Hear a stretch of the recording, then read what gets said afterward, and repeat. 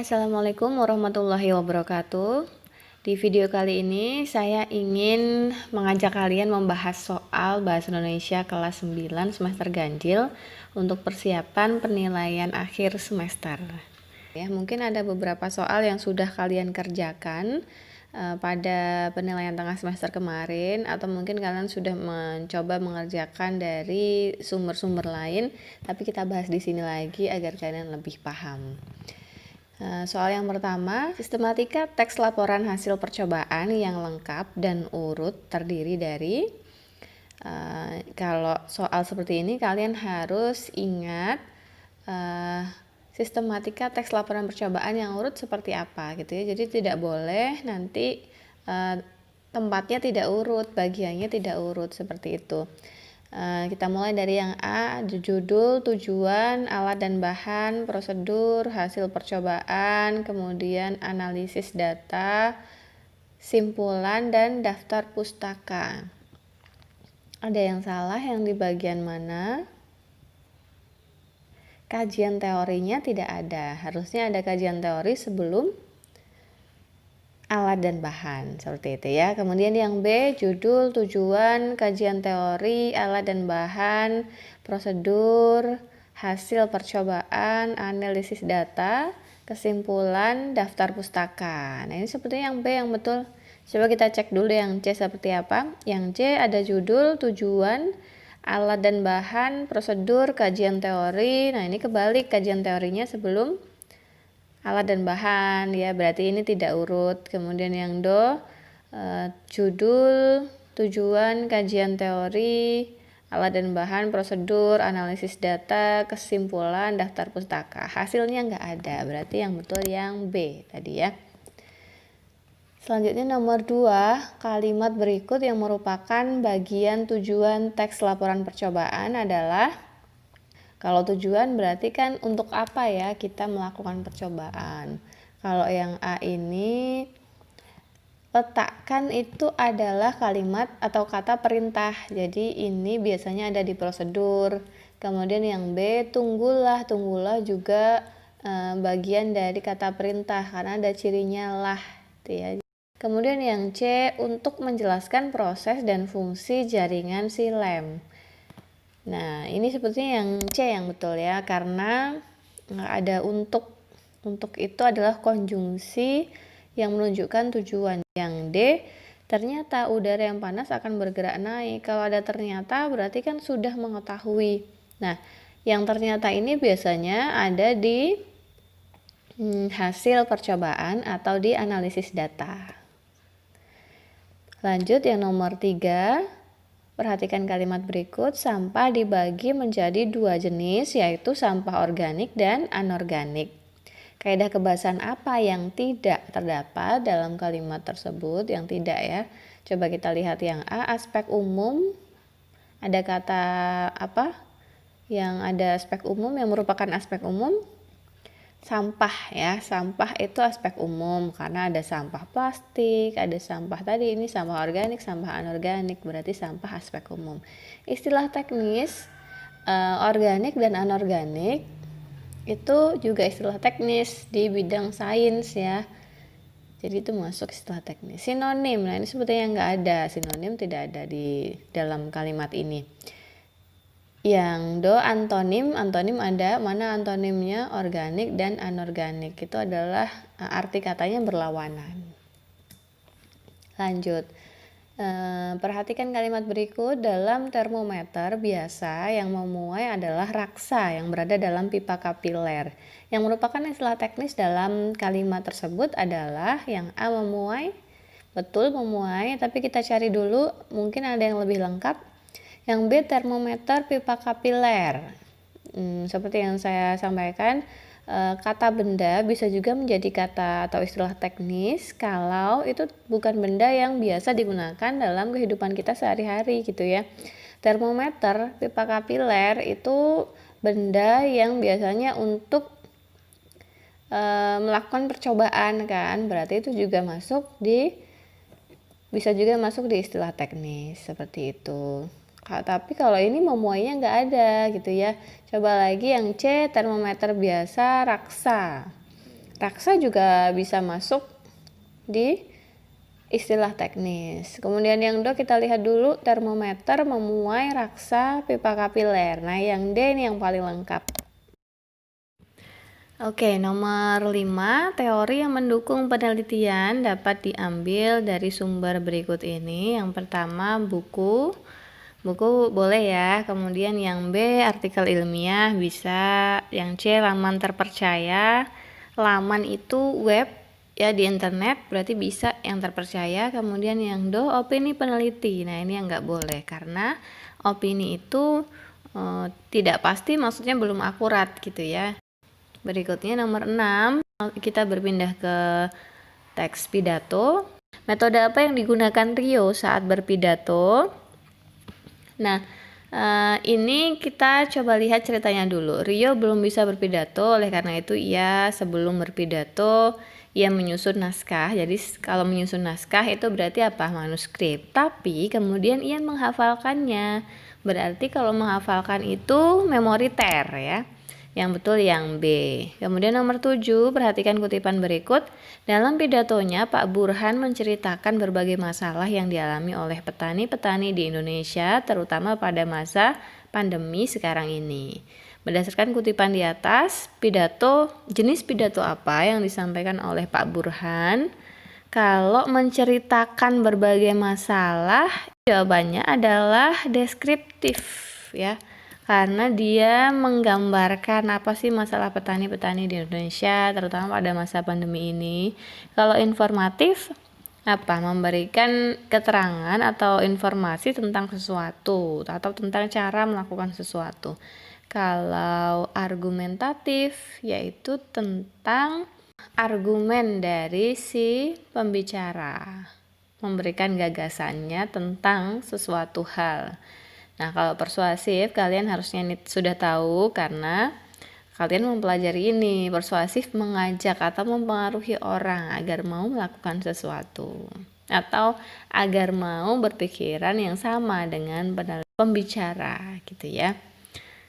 Lanjut, ini nomor 8. Ada kutipan pidato.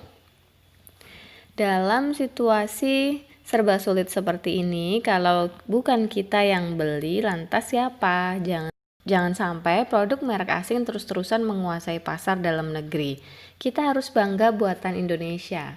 Pendekatan apa yang digunakan oleh pembicara untuk mempengaruhi pendengar dalam kutipan pidato persuasif di atas? Coba kita lihat yang A, etika.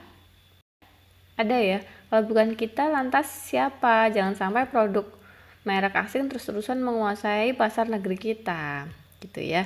Kemudian yang B, logika. Masuk akal nggak? Masuk akal juga sih, kalau bukan kita siapa lagi yang mau beli, karena situasinya kita serba sulit. Jadi kita harus membantu sesama, terutama penjual-penjual yang punya produk dalam negeri gitu kan.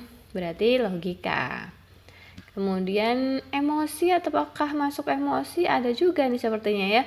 Kita harus bangga buatan Indonesia. Itu menyadarkan juga pendengar atau pembaca agar merasa bangga dengan buatan Indonesia, kemudian mau membeli produk-produk dalam negeri, terutama di masa pandemi seperti sekarang ini. Jadi jawabannya yang D, semua benar. Lanjut, nomor 9, kata bangga dalam kutipan di atas merupakan kaidah kebahasaan. Apa ini kata bangga? Apakah kata persuasif atau ajakan? Bukan. Nominalisasi itu adalah kata sifat dan kata kerja yang dibendakan. Kemudian yang C, kata benda abstrak. Nah, ini yang betul ya. Kata benda yang tidak terlihat wujudnya, bangga. Nomor 10, perhatikan kutipan berikut. Menjaga sikap dan tutur kata kepada orang tua adalah hal yang harus dipelihara. Kutipan di atas merupakan bagian, ini adalah gagasan ya. Nomor 11 ini saya ingin membahas soal yang ada di modul kalian kemarin ya. Coba bacalah kutipan cerpen berikut. Aku masih menggenggam sapu ijuk di tanganku, membersihkan tumpukan debu dan sampah di halaman rumah. Matahari masih belum kelihatan, hanya semburat warna merah di ufuk timur.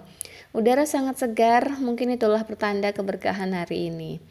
Latar kutipan cerpen tersebut adalah, ini yang dimaksud latar waktu dan tempat ya.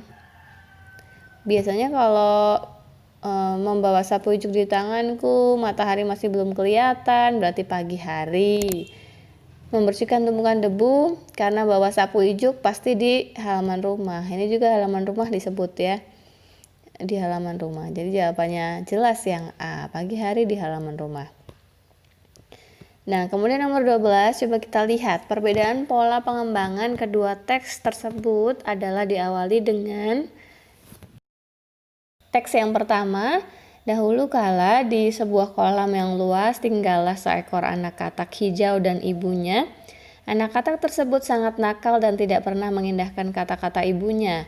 Jika ibunya menyuruhnya ke gunung, dia akan pergi ke laut. Jika ibunya menyuruhnya pergi ke timur, dia akan pergi ke barat. Pokoknya apapun yang diperintahkan ibunya, dia akan melakukan yang sebaliknya. Nah, ini berarti menggambarkan apa ini? Watak si anak katak ya, yang lebih digambarkan adalah watak anak katak. Kemudian teks 2, di sebuah padang rumput di Afrika, seekor singa sedang menyantap makanan. Tiba-tiba seekor burung elang terbang rendah dan menyambar makanan kepunyaan singa. Sang raja hutan itu sangat marah sehingga memerintahkan seluruh binatang untuk berkumpul dan menyatakan perang terhadap bangsa burung. Nah, ini apa ini yang lebih digambarkan di sini teks 2? Ini adalah aksi tokoh ya. Jadi aksi seekor singa yang sedang makan, kemudian ada burung elang yang terbang rendah menyambar makanan itu, dan seterusnya. Berarti jawabannya yang mana? Yang do ya. Pengenalan tokoh dan aksi tokoh.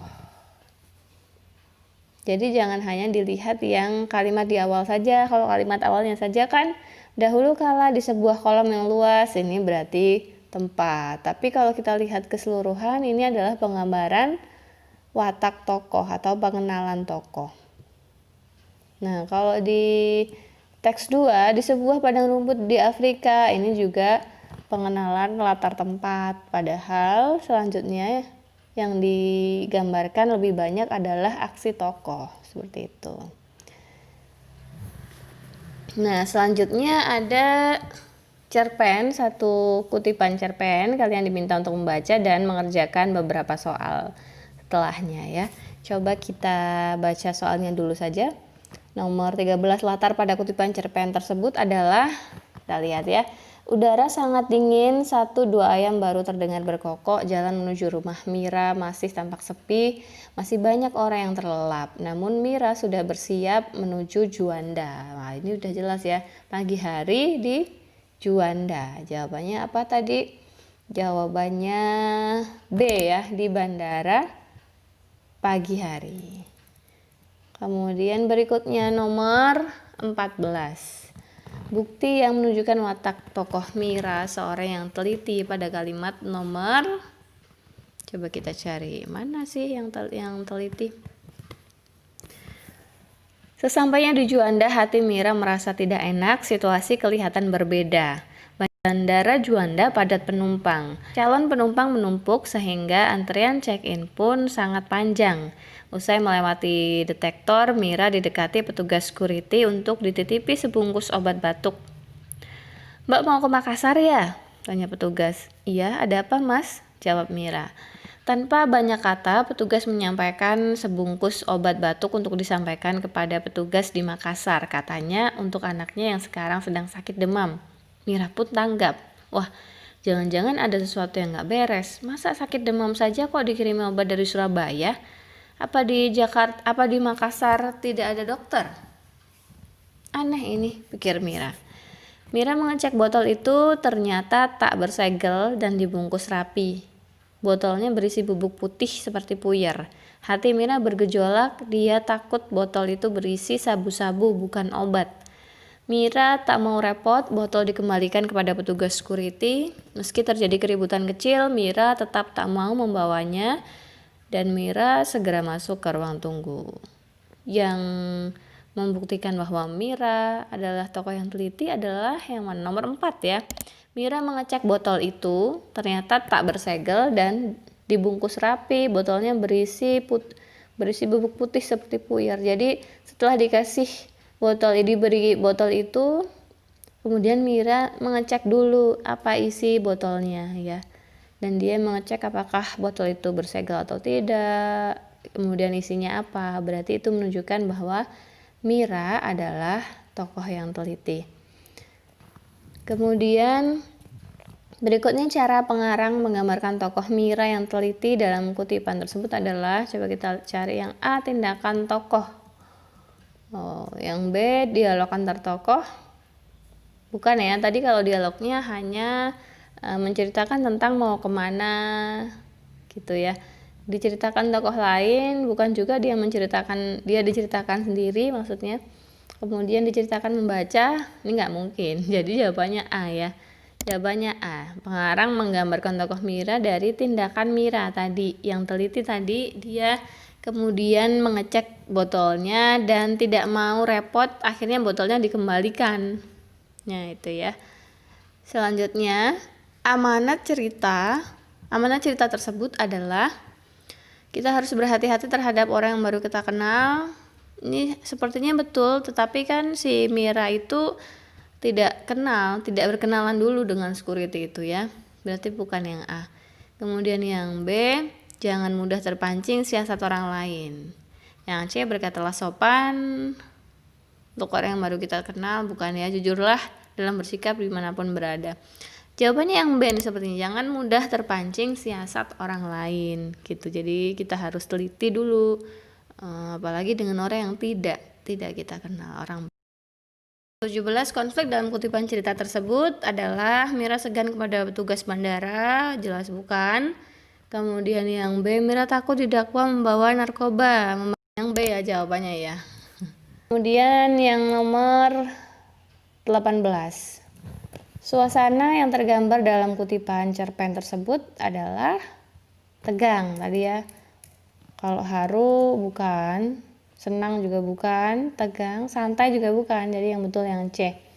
Nomor 19, sudut pandang pengarang pada kutipan cerpen tersebut adalah kalau menceritakan atau menggunakan nama tokohnya, kemudian ada kata ia atau dia atau mereka, berarti adalah sudut pandang orang ketiga. Oke, terakhir ya, nomor 20, bukti bahwa si penjaga sangat baik hati sesuai dengan nomor, coba kita baca dulu. Jadi, malam itu Pak Pong berjalan kaki keliling kota Jakarta ditemani si penjaga. Kejadian siang tadi sama sekali tidak membekas pada wajahnya. Mukanya tetap berseri-seri. Diterimanya kenyataan itu sebagai hal wajar. Adiknya orang besar, sibuk dan banyak acara mengurus negara. Setiap kali melihat mobil merah lewat di dekatnya, tanyanya, bukannya itu mobil Pak Ijo? Jangan-jangan dia menjemput aku. Kami memang sudah berjanji jam 7 makan malam. Si penjaga menepuk-nepuk bahunya. Mobil merah ratusan Pak jumlahnya di sini, dan malam ini Pak Jenderal ada di istana menyambut tamu dari luar negeri. Nah, yang mana yang menunjukkan bahwa si penjaga sangat baik hati? Jawabannya adalah yang B, yang nomor 2. Oke, untuk video kali ini mungkin tidak bisa terlalu banyak kita bahas soalnya, nanti takutnya terlalu panjang. Jangan lupa belajar untuk menghadapi penilaian akhir semester. Saya akhiri, Assalamualaikum warahmatullahi wabarakatuh. Terima kasih sudah menonton video ini. Klik suka jika kalian menyukai video ini. Bagikan video ini agar bisa belajar bersama teman-teman. Jangan lupa subscribe dan tekan tombol loncengnya agar kalian bisa mendapatkan materi bahasa Indonesia lebih banyak lagi. Sampai jumpa di video berikutnya.